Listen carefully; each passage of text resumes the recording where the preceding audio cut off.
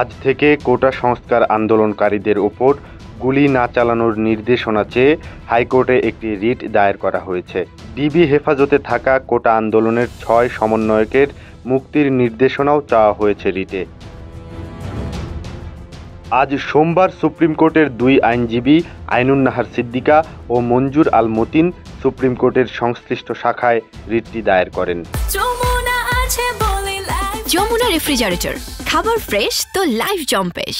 রিটে বিবাদী করা হয়েছে মন্ত্রিপরিষদ সচিব, স্বরাষ্ট্র সচিব, পুলিশ মহাপরিদর্শক, সেনাবাহিনী প্রধান সহ সংশ্লিষ্টদের। এদিকে রিট আবেদনের ওপর আদেশ প্রদানের জন্য আগামীকাল মঙ্গলবার দিন ধার্য করেছেন হাইকোর্ট। আজ দুপুরে অনুষ্ঠিত শুনানি শেষে বিচারপতি মোস্তফা জামান ইসলাম ও বিচারপতি এস.এম. মাসুদ হোসেন দোলনের সমন্বয়ে গঠিত হাইকোর্ট বেঞ্চ এ দিন ধার্য করেন। জানা গেছে, রিট আবেদনের ওপর শুনানি বিচারপতি খুরশিদ আলম সরকার ও বিচারপতি মোহাম্মদ মনিরুজ্জামানের সমন্বয়ে গঠিত হাইকোর্ট বেঞ্চে হতে পারে। বাংলাদেশে সরকারি চাকুরিতে কোটা ব্যবস্থার সংস্কার চেয়ে গত কয়েক সপ্তাহ ধরে আন্দোলন করে আসছেন সারা দেশের শিক্ষার্থীরা। আন্দোলন ব্যাপক আকার ধারণ করলে দেশ জুড়ে সংঘাত সহিংসতাও চরম রূপ ধারণ করে।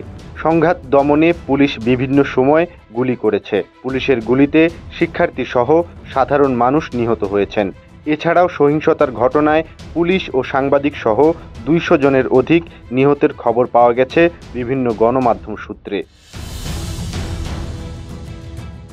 এদিকে গত ১৮ জুলাই গঠিত সুপ্রিম কোর্টের হাইকোর্ট বিভাগের একজন বিচারপতির নেতৃত্বে একটি তদন্ত কমিশন এরই মধ্যে সহিংসতার ঘটনায় কাজ শুরু করেছে। এছাড়া হত্যাকাণ্ড ও সহিংসতার ঘটনায় বেশ কয়েকটি বিভাগীয় তদন্তও পরিচালিত হচ্ছে।